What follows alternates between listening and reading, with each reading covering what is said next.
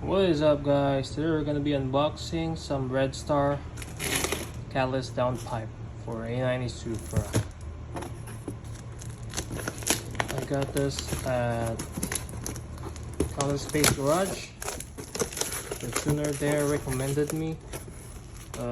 This is a shielded version, so they have a non-shielded version, which is like just the raw material, and this shielded version comes with a heat shield.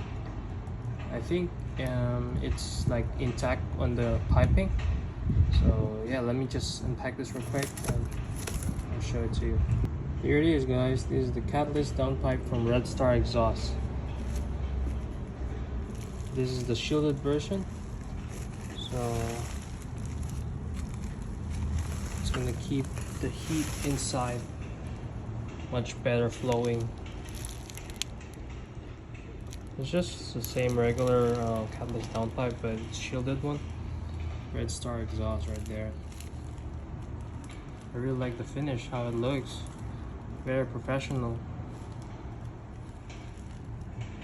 It's kind of like a heat shield wrap for the turbo ones. Looks nice.